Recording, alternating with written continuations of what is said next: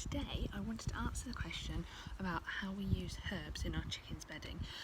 We do use herbs to supplement their diet a lot, and we can do that in two ways: free ranging, where they just dig up everything, or by actually introducing it as sort of like an enrichment, like a boredom buster as well, you know, in bunches, hanging up and things like that around their enclosures. They've got a large enclosure when we're in work.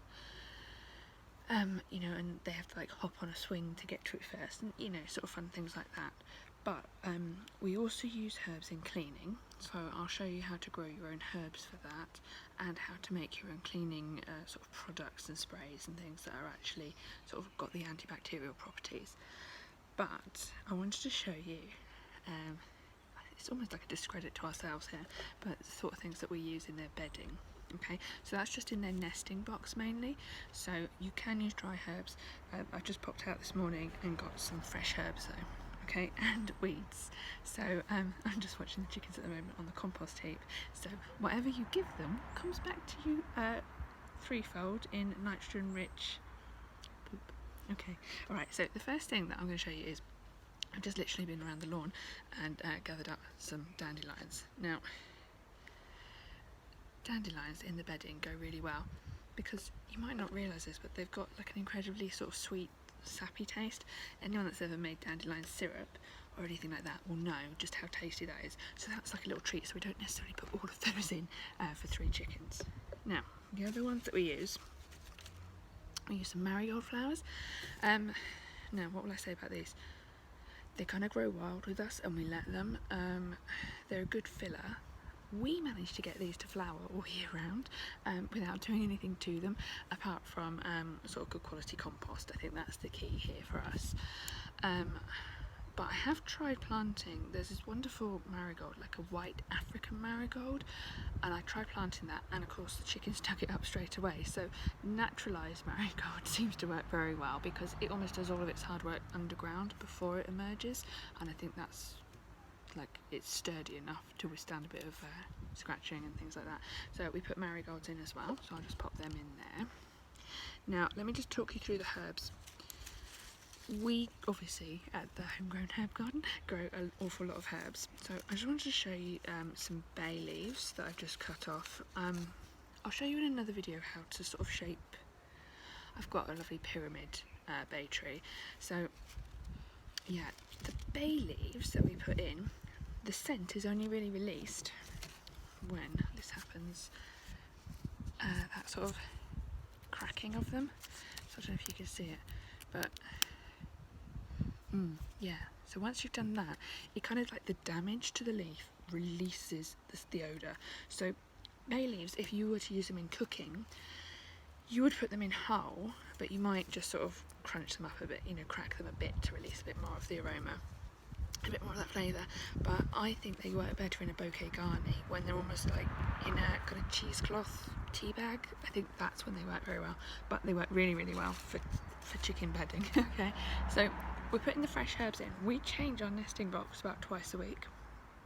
Only reason for this, and I don't know whether all chickens are the same, but our girls, I don't want to say it too loud in case I embarrass them, but our girls are ex-batteries, so they're not used to living in a sort of a hygienic, clean manner, and I'm not sure if that is the same for all chickens, but they will, in their nesting box, they almost don't know if they need an egg or a poo, so we clean it out quite regularly. So the natural antiseptic properties and antibacterial properties in the herbs really help with that.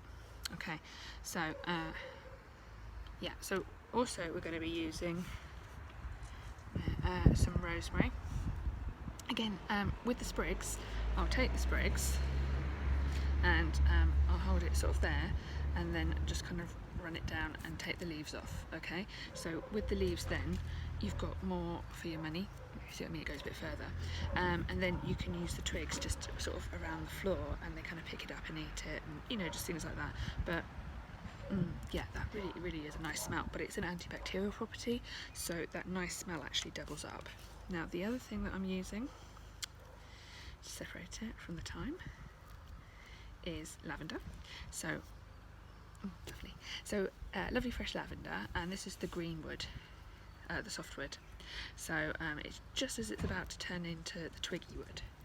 So I take that, and because I want it fresh and I want them to be able to eat it, to be honest.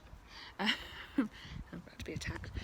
So I want them to be able to eat it, so I will take it fresh, and then they can just nibble on it as they choose in their nesting boxes. You can see it's not doing too much damage to the actual lavender, and it kind of likes to be kept trim, but those antibacterial properties. And lavender is sort of proven to have qualities that help reduce stress and things like that, so it's really nice to think of the chickens as being more relaxed when they're nesting, especially in their nesting boxes where they're going to lay their eggs, and as it's attached to the side of their sort of sleeping quarters, it kind of they'll walk it through a little bit and it kind of gets a bit mixed up, so that's nice. Now the final one that we put a few in is just a few fresh thyme leaves. Sorry, I'm holding it like this because the wind's going to take it, and I'll just sort of break those up a little bit, but this has probably got the strongest aroma, so I would say the thyme is what they benefit from the most and what they enjoy the most. I don't know what they would think. They probably agree. So that for us is probably one of the better flavours, but also it's got that antiseptic property, so these are things that they like to eat but also have other properties, other qualities, so fine, it's got a really good high nutritional content in there, but it's also something that's going to help them just relax a little bit. You could put lavender flowers in, thyme flowers, rosemary flowers, anything like that, so depending on the time of year you can put it in fresh. What I will show you in another video is how we dry everything out, because that's also quite helpful, and you can make a tincture from the dandelions and things like that. So we'll look at all the different ways that we can use herbs to look after our chickens and ourselves. But yeah, happy chickens is, I don't know, kind of key. I don't know if you can see them, they look kind of happy. So yeah, happy chickens is key, and I just hope that you don't feel nervous about trying. We've got a bigger article over on the site, the homegrownherbgarden.com site, and that deals with what you should try to avoid having in your garden. Your basics like your foxgloves and things like that. But we'll go into that in more details because we have got hydrangea in our garden, but we just keep it out of the sort of obvious foraging areas or the obvious kind of free-ranging areas for the girls. And they seem happier with that. But yeah, I'm hoping you found that video quite useful. It's just an introduction. As I say, we've got a complete comprehensive list on the site, and I just sort of picked what was in abundance this morning because I'm going to clean them out completely this morning, so I thought it'd be nice to scatter something. I'll put up some photos maybe for the thumbnail so you can have a look at the finished product. Yeah, sorry, they're getting vocal behind me. Yeah, and if you do like it, please let us know by pressing the like button.